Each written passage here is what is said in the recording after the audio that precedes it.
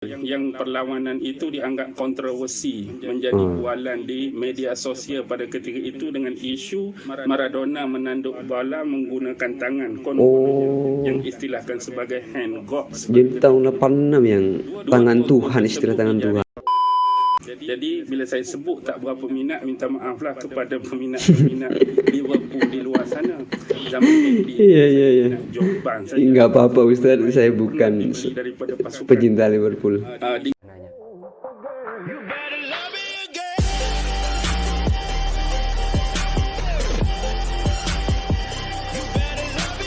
Assalamualaikum warahmatullahi wabarakatuh. Jumpa lagi dengan saya Cak Ope dalam program Ngaji Bareng. Alhamdulillah ya, kita masih diberi kesempatan oleh Allah Subhanahu wa taala untuk menambah ilmu, untuk menambah pengetahuan kita dalam program Ngaji Bareng ini. Saya ucapkan terima kasih kepada Anda yang sudah menonton video ini ataupun siap ngaji bareng bersama saya. Saya doakan semoga hari-hari Anda dilancarkan dan rezeki Anda dimudahkan oleh Allah Subhanahu wa taala. Amin amin ya rabbal alamin. Oke, pada kesempatan kali ini saya mau ngaji kepada Ustadz Auni Muhammad sebagaimana teman-teman lihat di thumbnail ya. Karena saya itu merasa sudah lama nggak ngaji kepada beliau, nggak pernah mendengarkan ceramah-ceramah beliau, yang mana ceramah-ceramah beliau ini biasanya sangat luar biasa sekali, yang mana dengan penyampaian Ustadz itu membuat orang itu terkagum-kagum dengan ingatan yang sangat luar biasa yang beliau miliki ya. Sehingga saya itu kadang mikir kok bisa ya Ustadz itu mempunyai ingatan macam itu, mempunyai ingatan yang di luar di luar rata-rata manusia lah, katakanlah seperti itu. Terlalu detail ingatannya biasanya ya, Masya Allah. Dan juga ilmunya sangat luas sekali, yang mana sangat perlu untuk kita selalu ngaji kepada beliau, Masya Allah. Dan biar tidak banyak cakap, mari kita mulai ya ngaji bareng pada kesempatan kali ini. Bagi teman-teman yang mau menonton video aslinya, silakan kunjungi link di bawah deskripsi ini. Dan bagi teman-teman yang mau ngaji bareng bersama saya, seperti biasa jangan lupa buka mata, buka telinga, dan buka hati. Bismillahirrahmanirrahim. Don't go anywhere, stay here and check it out. أعوذ بالله من الشيطان الرجيم بسم الله الرحمن الرحيم السلام عليكم ورحمة الله تعالى وبركاته. وعليكم السلام ورحمة الله تعالى وبركاته. وبه نستعين على أمور الدنيا والدين والصلاة والسلام على أشرف الأنبياء والمرسلين وعلى آله وصحبه أجمعين. سبحانك لا علم لنا إلا ما علمتنا إنك أنت العليم الحكيم. قال رب اشرح لي صدري ويسر لي أمري واحلل عقدة من لساني يفقه قولي. اللهم يسر ولا تعسر. اللهم صل على سيدنا محمد وعلى آله وصحبه وسلم ولا حول ولا قوة إلا بالله العلي العظيم. أما بعد. الحمد لله, syukur kehadrat Allah Subhanahu wa taala kerana dengan limpah kurnia rahmat, kasih sayang dan inayah daripada Allah Subhanahu wa taala yang memungkinkan untuk sama-sama kita bersiaran di dalam klip video yang seterusnya, dan mungkin untuk pendengar dan peminat-peminat di luar sana, konten yang saya cuba bawa pada petang ini mungkin agak sedikit berbeza. Kerana sebelumnya keren kayaknya ini ya, banyak mengenai permasalahan-permasalahan yang membabitkan persoalan keagamaan.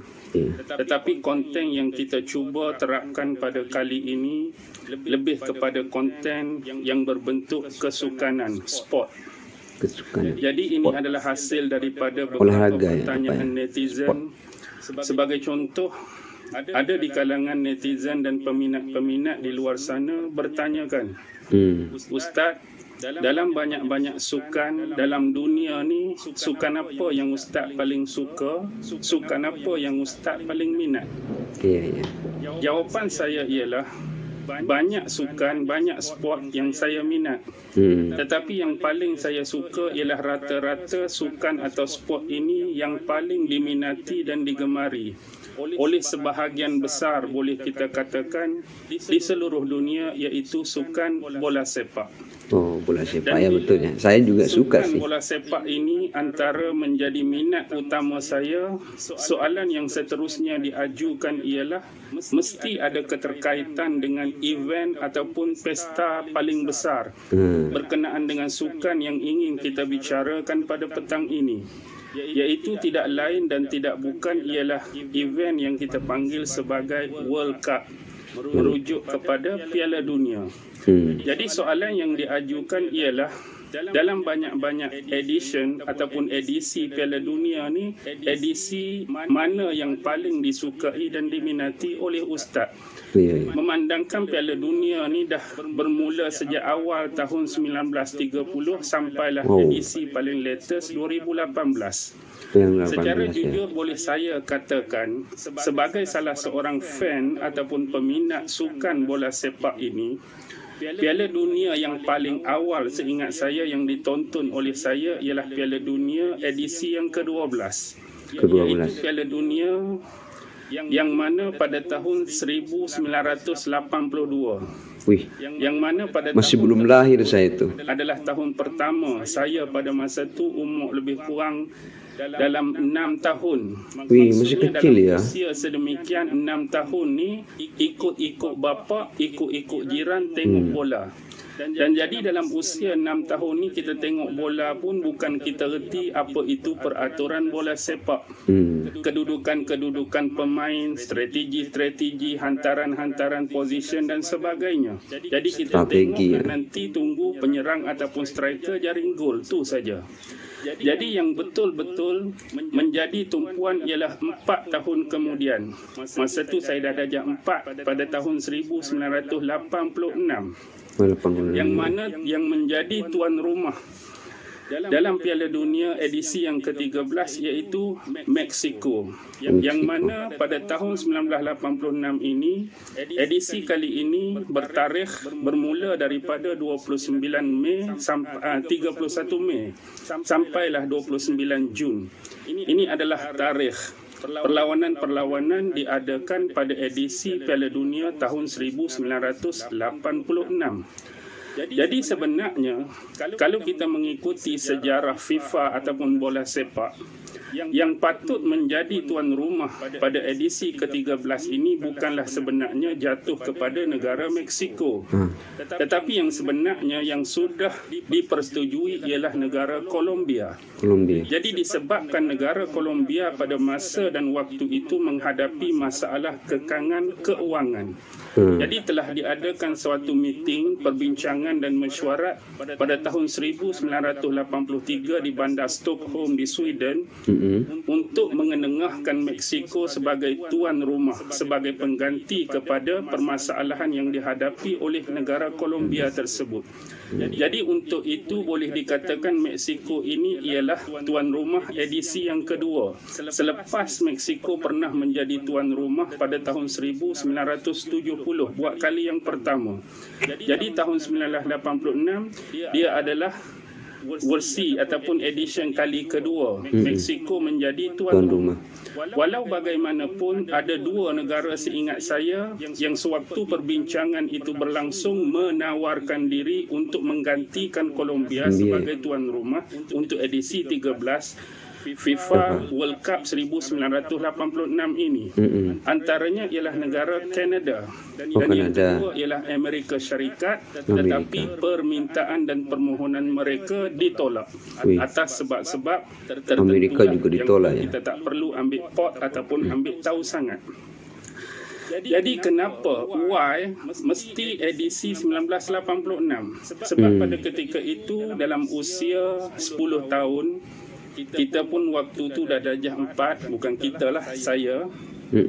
Jadi penumpuan kita dah lebih kepada pasukan-pasukan yang bertanding di dalam acara event besar tersebut.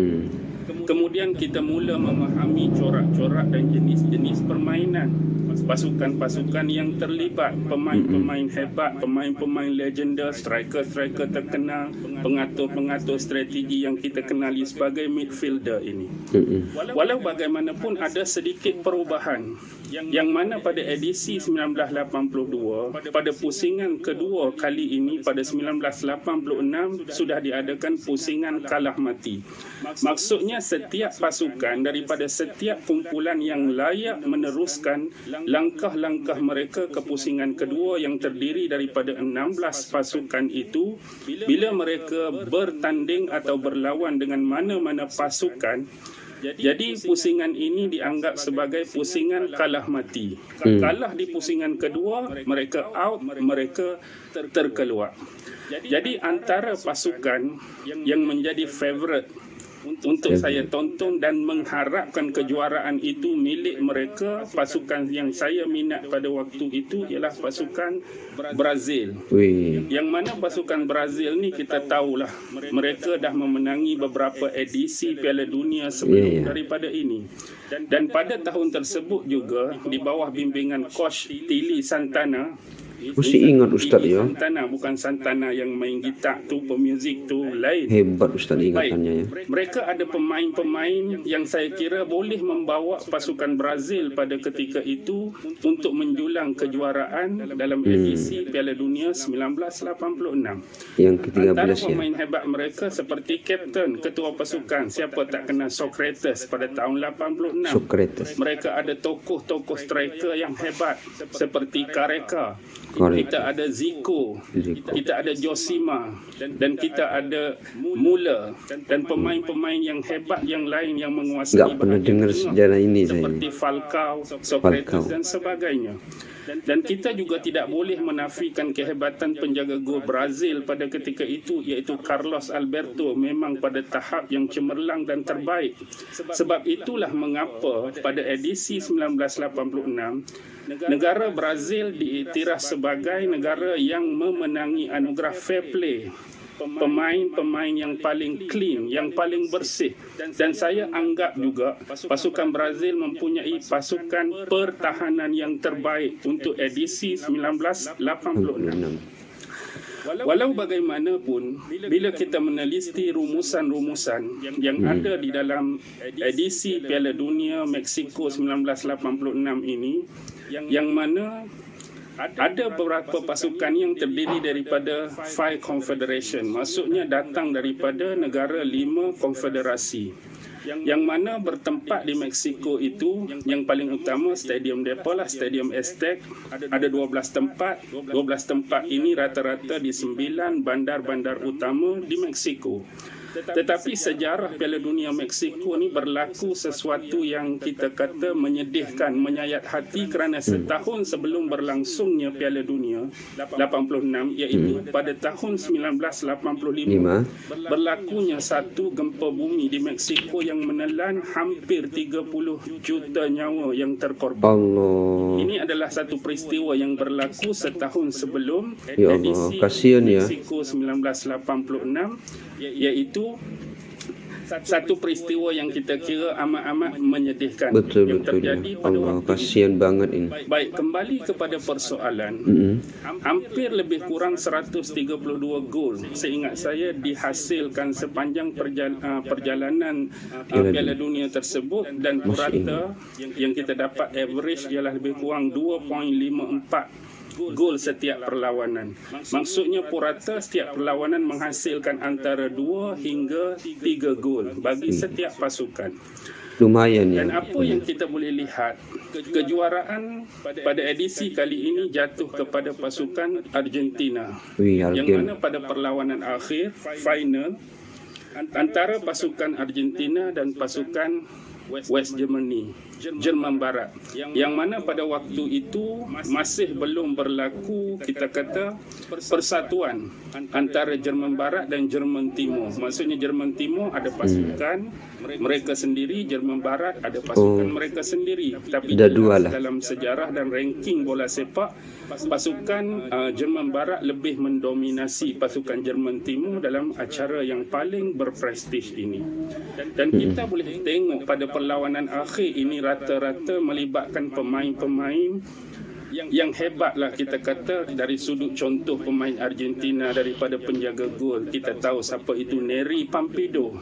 Pertahanan mereka, pemain tengah mereka seperti nama-nama besar Oscar Ruggeri, penjaring gol pertama pada edisi perlawanan akhir Josh Louis Brown, kemudian striker mereka yang hebat Diego Maradona, kemudian ada George Valdano, kemudian ada George Burruchaga dan sebagainya. Ni nama-nama besar.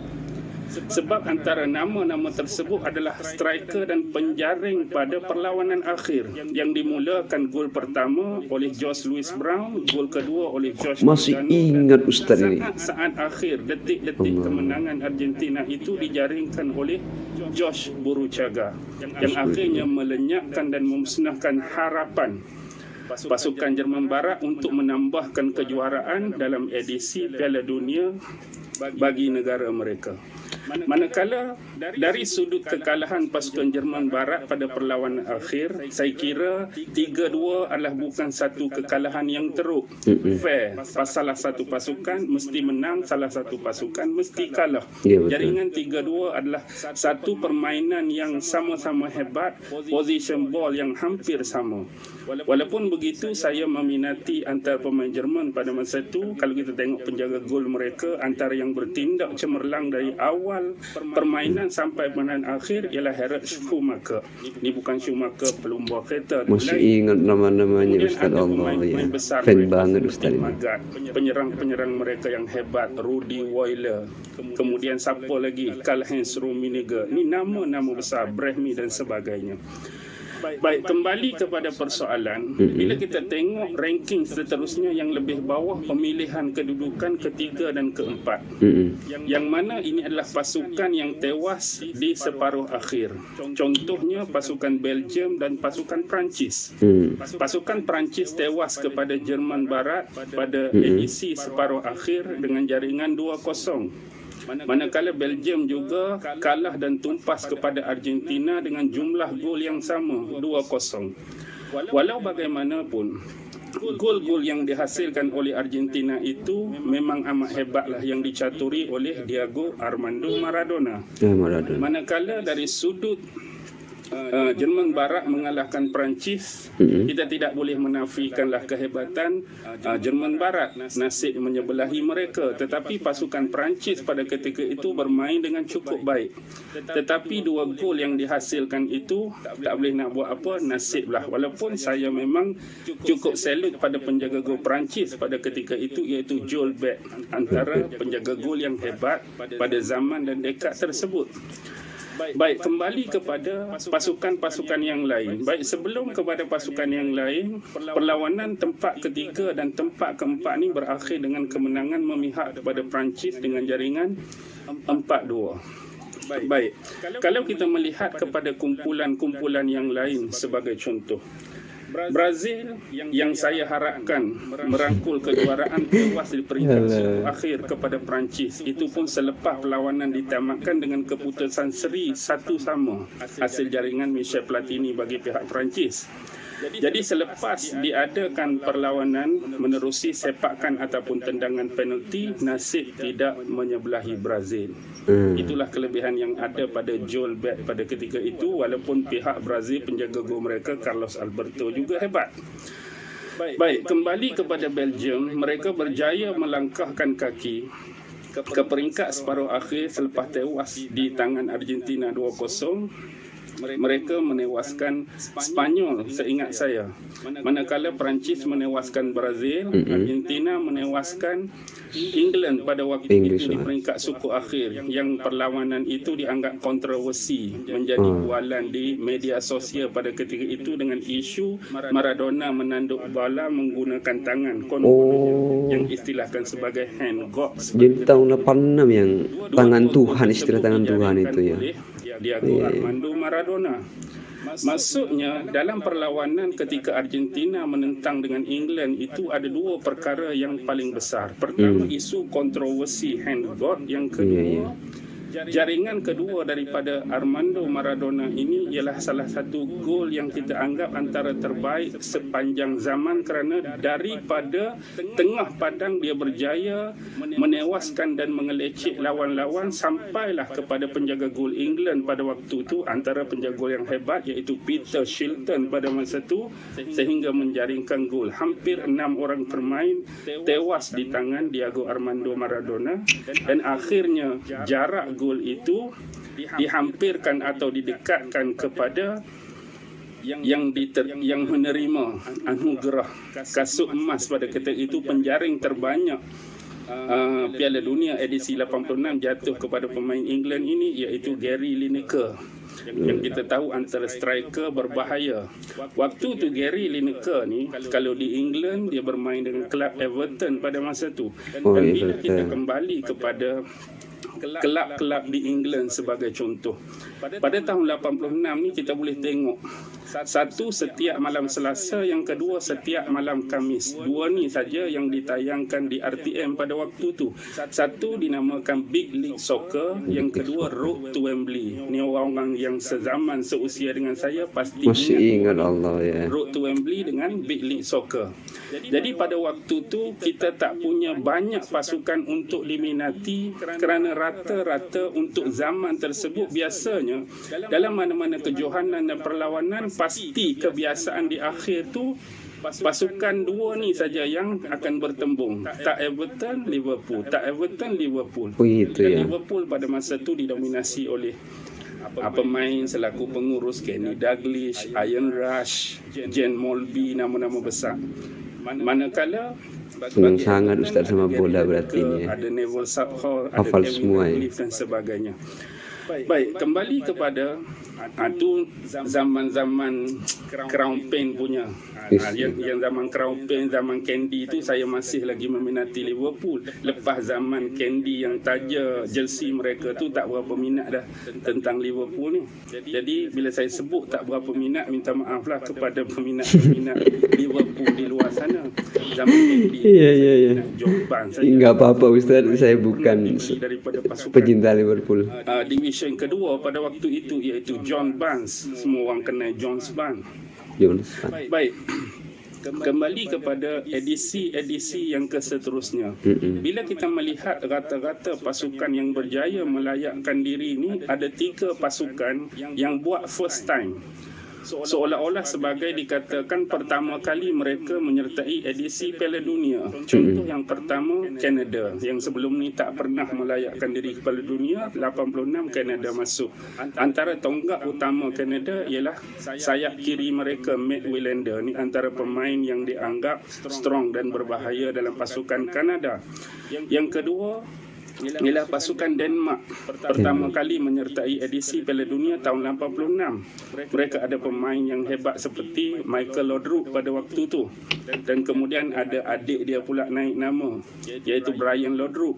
Dan seterusnya ialah pasukan daripada Asia iaitu Iraq.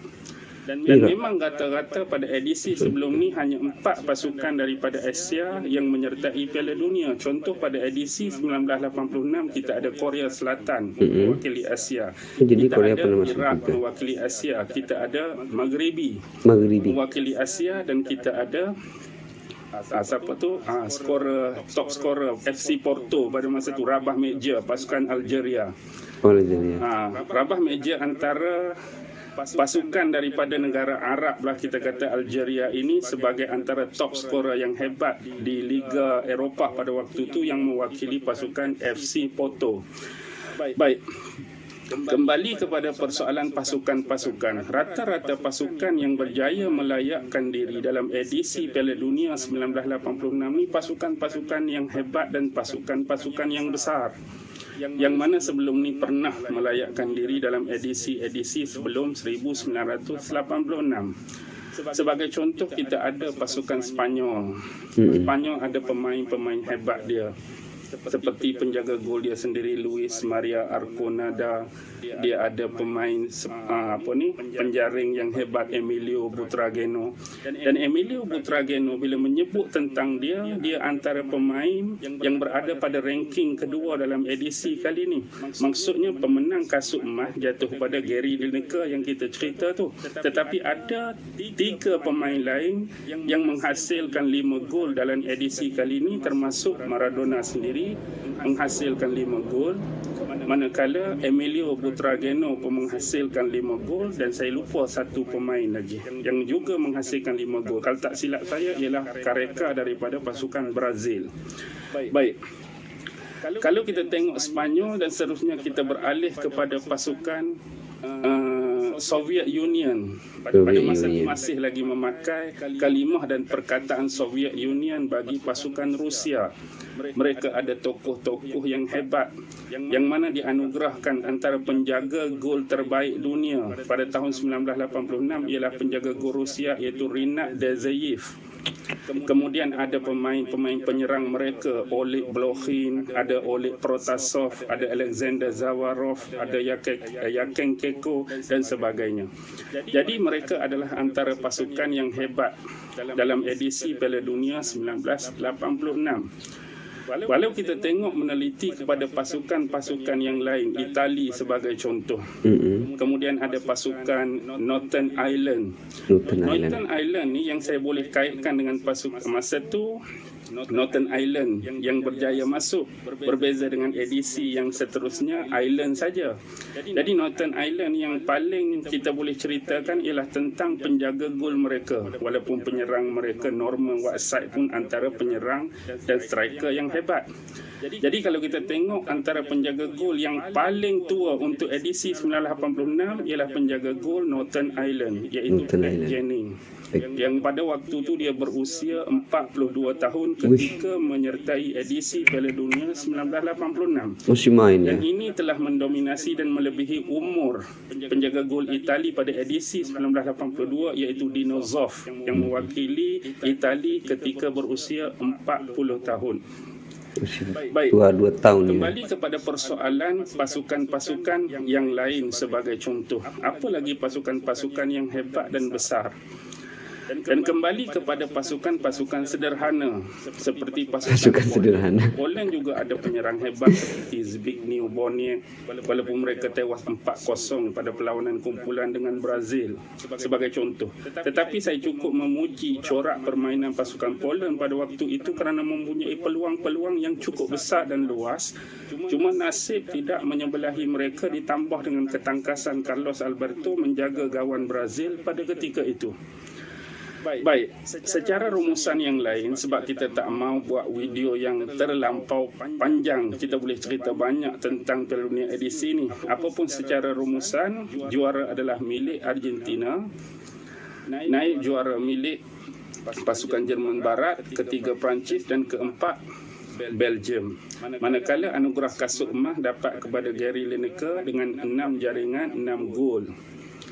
Kemudian untuk anugerah bola emas, tak adalah pemain legenda sepanjang zaman dapat kepada Diego Armando Maradona. Dan isu bola emas ni boleh dikatakan beliau adalah merupakan pemain pada zaman yang kedua. Kerana zaman yang pertama dianggap adalah milik Pele, ataupun orang sebut Pili, Pele dan sebagainya. Semua orang kenal itu, cuma dari sudut pronunciation hak mana betul wallahu alam. Jadi adalah pemain legenda yang dikatakan adalah pemain yang bertindak sendirian. Maksudnya sebahagian besar pembentukan corak aturan permainan itu didominasi oleh one player, iaitu zaman yang sebelum ni pilihlah yang menjuarainya, dan untuk edisi 1986 ini adalah milik Diego Armando Maradona yang menjadi bahagian tengah untuk menghasilkan gol-gol pada striker di hadapannya. Dan kalau kita lihat, ini adalah zaman terbaik Argentina mencatur melalui Diego Armando Maradona untuk merangkul kejuaraan. Belum yang kemarin ya. Caturan Maradona pada edisi-edisi seterusnya, kita boleh tengok ada sedikit beberapa kelemahan. weakness lah ketika Maradona mencaturkan laluan-laluan percubaan, laluan-laluan peluang kepada penyerang-penyerang yang edisi selepas 86. Kita boleh tengok bagaimana kolaborasi antara Maradona mencatur kepada Claudio Caniggia, Maradona ketika zaman dengan Gabriel, Omar Batistuta dan sebagainya. Baik. Bila kita tengok ada beberapa perkara yang menarik ialah bila Piala Dunia 1986 ini berakhir, salah satu yang menjadi kejutan budaya ialah nombor 10 pada jersey. Nombor 10 pada jersey ialah seolah-olah jadi nombor keramat. Kata-kata habis edisi Piala Dunia, kalau kita main bola kat kampung, anak-anak beli jersey tu mesti nak pakai nombor 10. Konon-kononnya nombor 10 ni dianggap sebagai penyerang yang terbaik, penyerang yang berbahaya. Pemain ni perlu dikawal, pemain ni perlu dijaga sungguh-sungguh. Walhal main kat kampung, kadang-kadang nombor 10 sepak bola pun tak reti. Itu sebagai contoh sajalah. Ya. Baik. Nombor tetap nombor, walau apa pun, saya kira ini adalah rumusan terakhir saya. Sebagaimana permainan bola sepak, yang jadi sebenar-benar fighter, sebenar-benar pejuang, tak kiralah berapa jumlah asal penduduk sesuatu negara atau kawasan, yang inilah mewakili negara, mewakili zon, mewakili pasukan masing-masing. This is a 11 fighter at the field. Maksudnya inilah yang mewakili perjuangan sebenar sebuah pasukan, mewakili perjuangan sebenar sesebuah negara. Jatuh bangun, kalah menang bergantung kepada 11 pemain ini. Dan begitu juga saya nak kaitkan rumusan akhir ini dengan sejarah perjuangan agama kita sendiri, iaitu sejarah perjuangan Islam. Ya, memang umat Islam itu jumlah dia besar. Umat Islam itu jumlah dia banyak.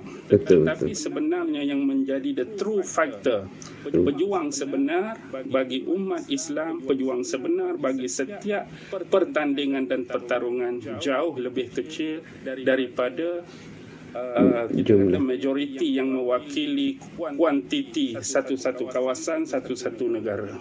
Jadi sama-samalah kita berdoa kepada Allah agar Allah Subhanahu wa taala memilih kita, agar ini adalah satu harapan, satu doa, satu permohonan dan permintaan, meletakkan kita di dalam barisan-barisan true fighter. Amin. Sekurang-kurangnya bukan untuk perlawanan, tetapi sekurang-kurang jadi defender, sebagai orang yang mempertahankan agama. InsyaAllah mudah-mudahan doa kita diterima, dimakbulkan oleh Allah Subhanahu. Amin Ustaz, amin ya Allah. Akhir kalam saya sudahi dengan lafaz yang mulia. Wabillahi taufiq wal hidayah. Wassalamualaikum warahmatullahi taala wabarakatuh. Waalaikumsalam warahmatullahi wabarakatuh. Masya Allah, itulah tadi ya pengalaman yang disampaikan oleh Ustadz Auni Muhammad yang sangat luar biasa sekali. Jujur saya sebagai penikmat sepak bola ya, atau bola sepak, saya itu satu hal yang saya kagum dari penyampaian Ustadz tadi. Padahal sekarang padahal video ini mungkin berapa tahun ya udah, tapi paling tidak dari tahun 86 lah, waktu beliau masih kecil sampai ini video dibuat ya. Ustadz itu masih ingat nama-nama pemain yang sangat luar biasa, striker yang luar biasa, penjaga gawang yang juga sangat luar biasa, terus cerita-ceritanya. Terus saya juga pernah dengar Maradona yang mencetak dengan tangan ya, sampai dijuluki tangan Tuhan dan sebagainya. Cuma saya tidak tahu ceritanya kalau tidak menonton sama Ustadz Auni Muhammad yang tadi. Cuma walaupun Ustadz ini senang lah terhadap sepak bola, tapi saya melihat itu tidak hanya senang, tapi beliau juga bersungguh-sungguh dalam